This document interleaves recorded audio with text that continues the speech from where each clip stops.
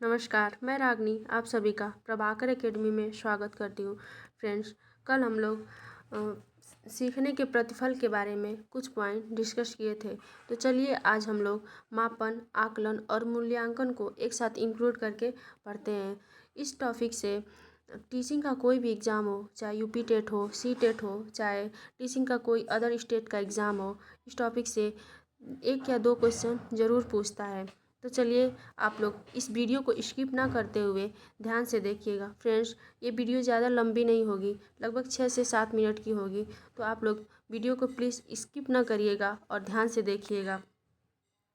मापन, सबसे पहले हम लोग देखते हैं मापन क्या होता है, यानी कि मेज़रमेंट।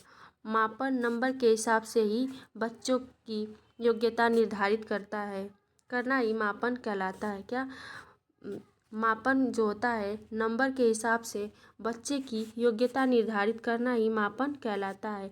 यह मात्रात्मक पहलू से संबंधित होता है। क्या ये मात्रात्मक पहलू से जो होता है संबंधित होता है।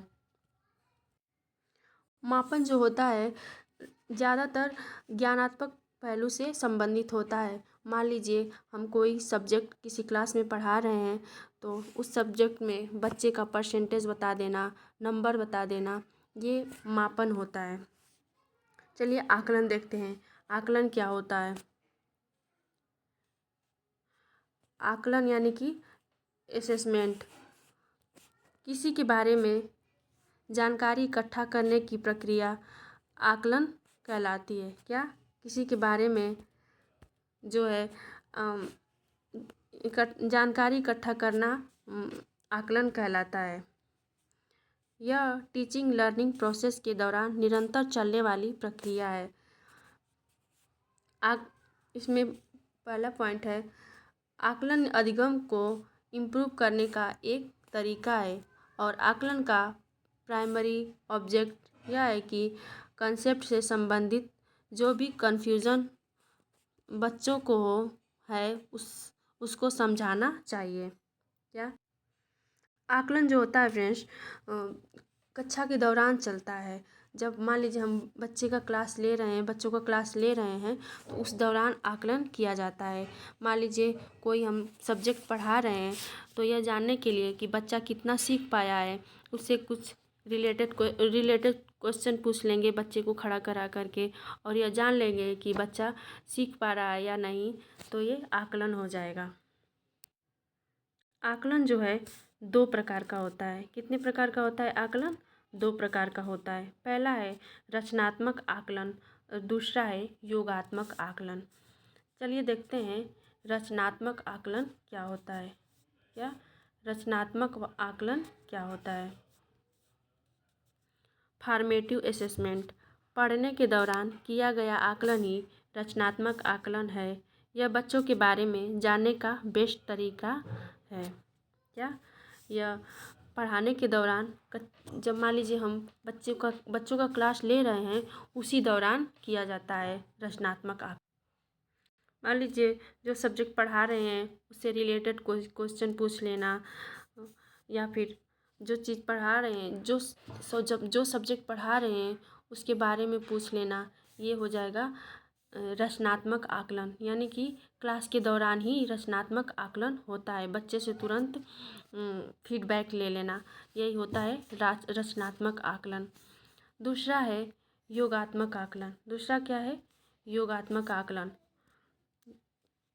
समेटिव असेसमेंट, साल के अंत में किया जाने वाला आकलन योगात्मक आकलन है। क्या जो साल के अंत में किया जाता है ये योगात्मक आकलन होता है।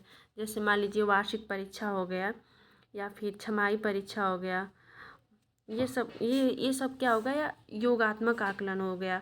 बच्चा पूरे सब्जेक्ट में कितना मार्क्स पाया है उसका परसेंटेज बता देना, उसका नंबर बता देना, ये हो जाएगा योगात्मक आकलन। अगला है सीखने का आकलन। सीखने का आकलन जो होता है योगात्मक आकलन होता है फ्रेंड्स। सीखने का आकलन जो होता है योगात्मक आकलन होता है। जो सीखने का आकलन या योगात्मक आकलन एक ही होता है। जैसे मान लीजिए साल के अंत में बच्चों का परीक्षा ले लेना, ये सीखने का आकलन कि बच्चा कितना सीख पाया है, ये योगात्मक आकलन या सीखने का आकलन होगा। इसमें अगला है सीखने के लिए आकलन, ये हो गया रचनात्मक आकलन। ये दोनों एक ही होता है, सीखने के लिए आकलन या रचनात्मक आकलन। जैसे क्लास के दौरान बच्चे से सब्जेक्ट से रिलेटेड कोई क्वेश्चन पूछ लेना, उससे रिलेटेड कुछ जानकारी ले लेना और ये जान लेना कि बच्चा सीख रहा है या नहीं, ये हो गया सीखने के लिए आकलन या रचनात्मक आकलन। अगला है इसमें सीखने के रूप में आकलन। क्या है अगला? सीखने के रूप में आकलन। यह होता है स्व आकलन। ये दोनों एक ही होता है, सीखने के रूप में आकलन या स्व आकलन। यह बच्चा जो होता है स्वयं से आकलन करता है। मान लीजिए बच्चा कुछ सीख रहा है और वो अपने से सोचता है कि हम कितना सीखे हैं, कैसे सीखे हैं, अपना स्वयं से वो मूल्यांकन करता है। ये हो जाएगा सीखने के रूप में आकलन या स्व आकलन। अगला है इवोल्यूशन या मूल्यांकन। क्या? इवोल्यूशन या मूल्यांकन किसी विषय वस्तु व्यक्ति आदि के गुण दोषों का विवेचन करके उसके संबंध में सही निर्णय करना मूल्यांकन कहलाता है। यह मात्रात्मक एवं गुणात्मक दोनों होता है। क्या? यह मात्रात्मक भी होता है और गुणात्मक भी होता है। मात्रात्मक का मतलब होगा यहाँ पे बच्चे के ज्ञानात्मक पक्ष से, और गुणात्मक का मतलब यहाँ पर होता बच्चे के अंदर गुण दोष का पता लगाना, उसके भावात्मक पक्ष, सामाजिक पक्ष, ये सब आ जाएगा इसमें। अगला है सतत व्यापक मूल्यांकन, CCE, continuous comprehensive evolution.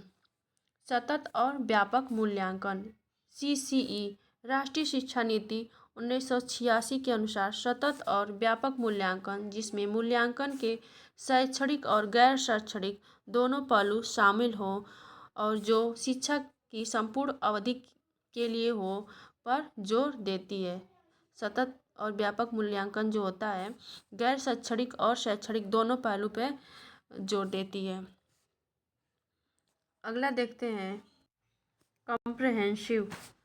Comprehensive scholastic में आ जाएगा एकेडमिक में विद्यालय, और को स्कॉलस्टिक में आ जाएगा नॉन एकेडमिक में आ जाएगा खेल कूद और स्पोर्ट।